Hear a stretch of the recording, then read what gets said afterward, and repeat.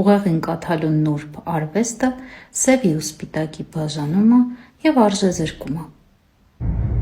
Շատերը հարցնում են, թե ինչ տարբերություն երրորդ հանրապետության եւ չորրորդ հանրապետության միջև։ Իսկ տարբերությունը հետեւյալն է. երրորդ հանրապետությունը հիմնվել է կոնֆլիկտի տրամաբանության վրա, չորրորդ հանրապետությունը հիմնվում է խաղաղության տրամաբանության վրա։ Սևի ու սպիտակի բաժանումը չի ավարտվել 2018-ին, այն շարունակվում է ու ունի հետևյալ տեսքը. երրորդ հանրապետությունը սև էր, վատն էր, մութ էր, կոնֆլիկտային էր, պատերազմներով լի էր, իսկ չորրորդում կլինի խաղաղություն, բարօրություն ու ամենադրական ու սպիտակ բաները։ Ու անգամ նրանք, ովքեր կարծում են, որ չեն ենթարկվում տվյալ անձի մանիպուլյացիաներին, բաց են թողնում շատ կարևոր հատված՝ արժեզրկումը։ Շատերին թվում է, որ ժողովրդին ինչ-որ բան ներշնչելը դա բարդ գործընթաց է, դա բավականին միստիկ գործընթաց է։ Իրականում ամեն ինչ շատ ավելի պարզ է։ Այսպես մարդուն ցանկացած անձի հետ կապված կարելի է ներշնչել և դրական ասոցիացիաներ, և բացասականները։ Ընդամենը պարբերաբար, հուզականորեն հագեցած խոսքով պետք է կրկնել ներշնչանքը։ Դե օրինակ, նախկինները թալանեցին ու լափեցին։ Անգամ եթե ոչինչ չեմ հասկանում, ոչնչից գաղափար չունեմ, կարող եմ ու իրավունք ունեմ գլխի պարունակությունը օգտագործել նպատակային փաստերն ու իրողությունները համադրելու ու վերլուծելու համար։ Օբյեկտիվ իրականությունը կայանում է նրանում, որ նախկինների ժամանակ ու 30 տարի շարունակ մենք ապրել ենք ամենաանվտանգ ու ապահով երկրում։ 30 տարի ապրելով ամենաանվտանգ երկրում, ես չեմ իմացել, թե ինչ է նշանակում օդային տագնապի ազդանշան։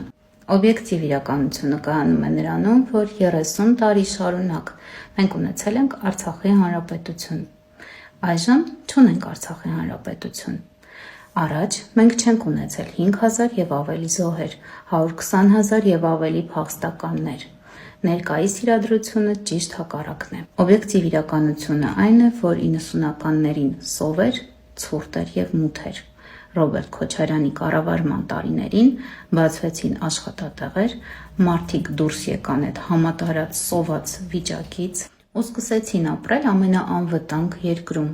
Օբյեկտիվ իրականությունը այն է, որ 15 պետություն ճանաչեց հայոց ցեղասպանությունը։ Եթե վարչապետի պաշտոնը զբաղեցրած անձը արժեզրկում է անգամ սա, երկրներ ճանաչել են հայոց ցեղասպանությունը, չէ՞։ Հիմա եկեք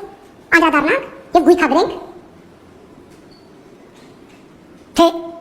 հայ ժողովուրդը Հայաստանի Հանրապետություն ինչ աշահել դրան։ ապա կարևոր է իմանալ, որ եթե շատ երկրներ ճանաչեն հայոց ցեղասպանությունը, ապա Թուրքիան կկանգնի բարոյական, ֆինանսական և տարածքային պատասխանատվությունների առջև։ Որպես արժեզրկման, սևի ու սպիտակի բաժանման հետևանք մենք ունենք հետևյալ պատկերը. ժողովրդի մի հատվածը եկել է գիտակցման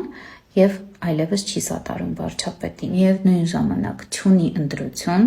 և կանգնած է փակուղու առաջ, որովհետև արժեզրկված է լավագույն նախագահը, արժեզրկված է երրորդ հանրապետության բոլոր ձեռքբերումները։ Հերթը հասավ ուղեղին կաթալու նուրբ արվեստին, երբ նկարում էի տվյալ հոլովակը, վարչապետի պաշտոնը զբաղեցնող անձը արդեն հասցրել է 7 կաթիլ, 7 անգամ և 7 րոպե կաթալ ձեր ուղեղներին։